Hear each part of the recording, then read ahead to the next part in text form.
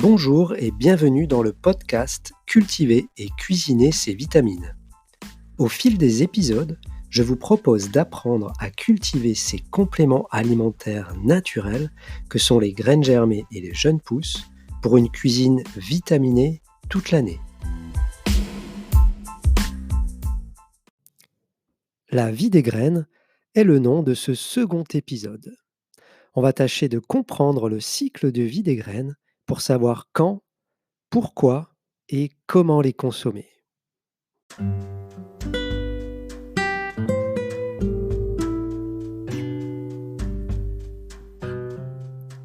Pour tous ceux qui sont impatients de retourner voir pousser leurs graines, voici un résumé de l'épisode.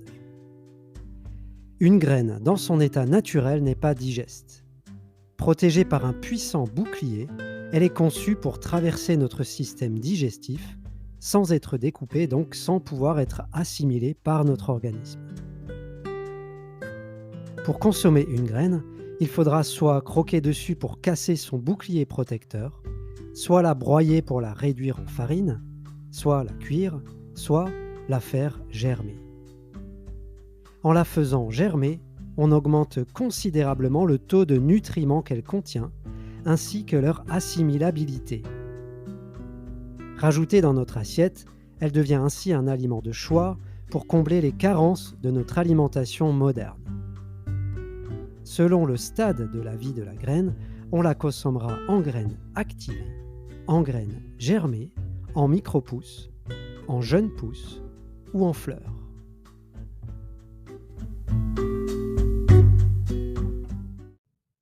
Dans le cycle de vie des plantes, une graine est la structure qui contient l'embryon végétal, également appelé plantule. La graine représente en quelque sorte le bébé de la plante. Comme nous, les plantes cherchent à avoir des enfants vigoureux et en bonne santé. Dans le monde végétal, cela se traduit par le fait d'avoir accès à suffisamment d'espace, de lumière, d'eau et de minéraux. Les embryons végétaux sont pour cela mis en dormance et transportés loin de leur plante mère le temps de trouver ces conditions extérieures propices à leur développement.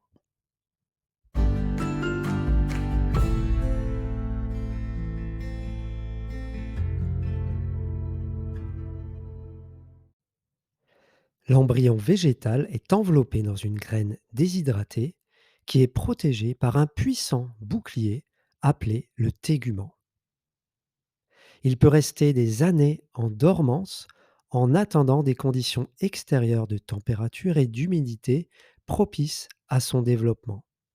C'est comme si on disait: Chérie, te voilà enceinte, mais rassure-toi, le bébé ne viendra au monde que lorsque la maison sera finie.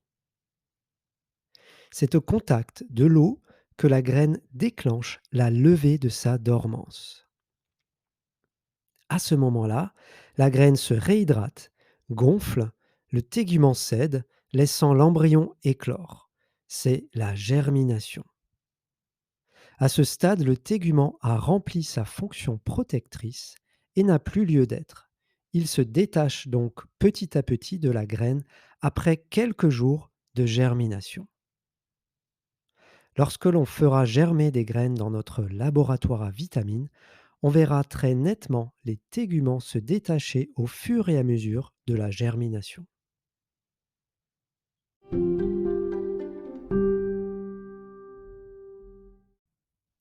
La graine est également comparable à une fusée équipée de propulseurs d'appoint destinés à fournir une poussée supplémentaire durant la première phase de vol. Les propulseurs d'appoint de la graine sont appelés les cotylédons.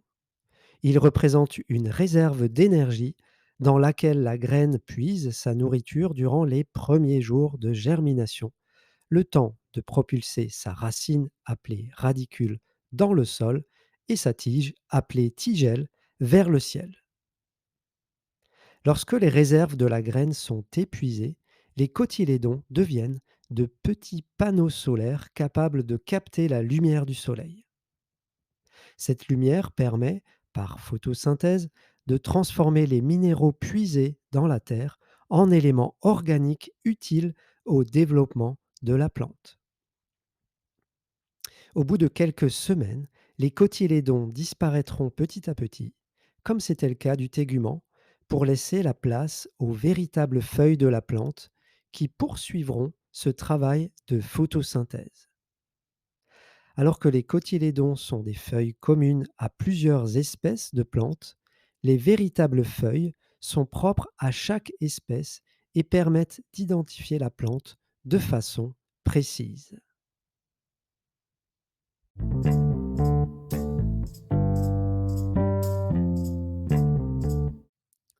Revenons un peu en arrière pour voir comment la graine est disséminée, c'est-à-dire comment elle est transportée loin de sa plante mère.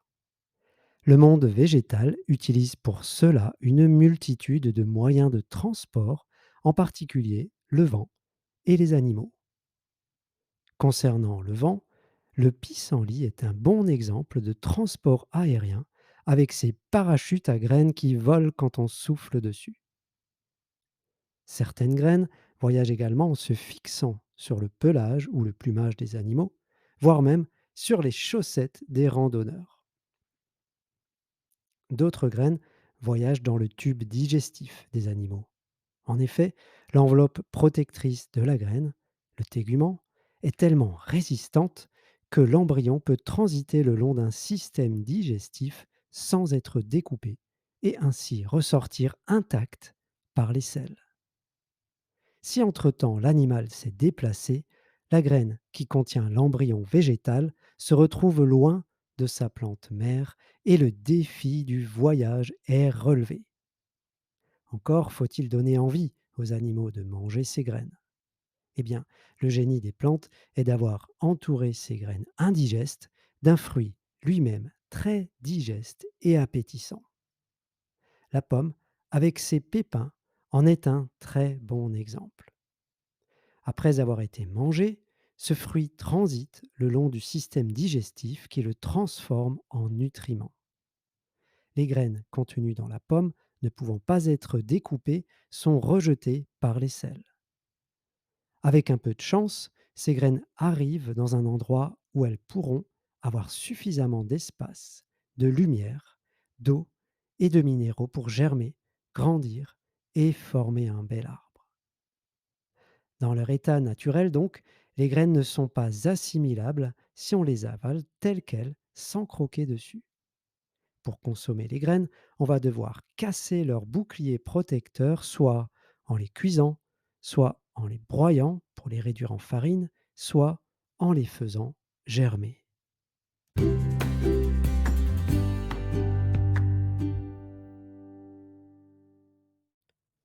C'est au contact de l'eau que l'embryon végétal entame son développement. On dit que la graine germe. Dans les réserves de la graine, on assiste alors à une véritable explosion de vie. Les composés nutritionnels, en particulier les vitamines, les minéraux et les acides aminés augmentent, alors que les facteurs antinutritionnels comme les inhibiteurs d'enzymes diminuent. Les composés nutritionnels sont également prédigérés durant la germination, ce qui les rend plus facilement assimilables par le corps humain. Par exemple, l'amidon est transformé en sucre simple, les protéines sont scindées en acides aminés et la disponibilité des lipides est augmentée. La germination est la seule transformation alimentaire qui permet une augmentation significative de la valeur nutritionnelle tout en améliorant la biodisponibilité de certains composés tels que les vitamines. La graine en germination est un véritable laboratoire à nutriments.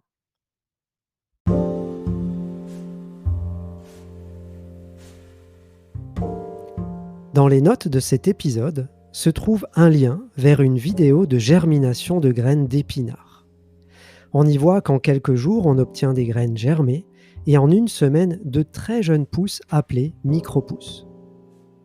Les feuilles des micropousses sont les cotylédons, également appelées feuilles primordiales, qui laissent leur place à partir du 13e jour aux vraies feuilles d'épinards pour atteindre le stade de jeunes pousses d'épinards.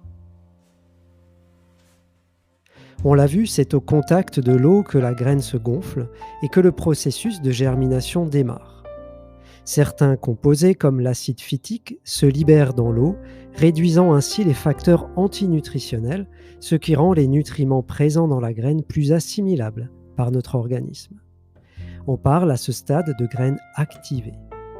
Certaines graines, comme par exemple les amandes, les graines de tournesol décortiquées, les graines de noisettes, pourront être consommées à ce stade. Quand on parle de graines germées, on parle des graines entières dans les premiers jours de germination, de 2 à 7 jours. À ce stade, c'est dans la réserve d'énergie de la graine que notre corps va trouver de précieux nutriments. Si on prolonge la germination entre 7 et 21 jours, cette réserve d'énergie se vide et on obtient des micro-pousses, de très jeunes pousses, dotés d'une racine et de feuilles. C'est dans les feuilles que l'on trouvera les éléments nutritifs dont on aura besoin, en particulier la précieuse chlorophylle. À noter que le terme micro-pousse, traduit de l'anglais microgreens, est apparu assez récemment. Auparavant, le terme jeune pousse le remplaçait. On englobera donc ici les très jeunes pousses appelées micro-pousses dans la catégorie des jeunes pousses et on fera la distinction lorsque ce sera nécessaire.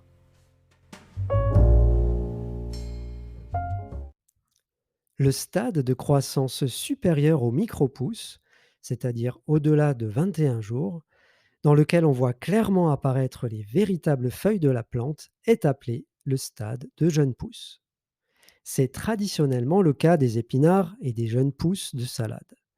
On peut d'ailleurs consommer des feuilles sauvages, comme les orties par exemple, rajoutées en fin de cuisson dans une soupe juste avant de la mixer.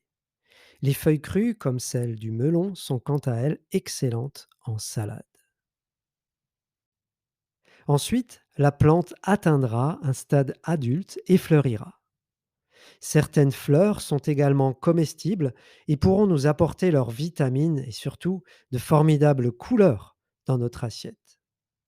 Les fleurs comme par exemple la violette, le calendula, la pâquerette, le trèfle, la bourrache seront traditionnellement consommées en salade. On peut également préparer des confitures de pétales de fleurs comme le jasmin et la rose et parfumer des gâteaux et des biscuits avec ces senteurs. Mais pour éviter toute confusion lors des cueillettes d'aliments sauvages, mieux vaudra se référer à un livre spécialisé sur le sujet, comme le livre Mangez vos soucis, guide des plantes ornementales comestibles de François Couplan. Après pollinisation, la fleur forme une ou plusieurs graines, puis le cycle reprend. Il faut savoir que toutes les graines ont en elles ce potentiel de vie. Les récolter pour les utiliser ou les disséminer dans la nature est préférable à les jeter dans une poubelle et permet de tendre vers un cycle vertueux où l'on récolte ses propres graines. On verra d'ailleurs plus tard comment faire cela.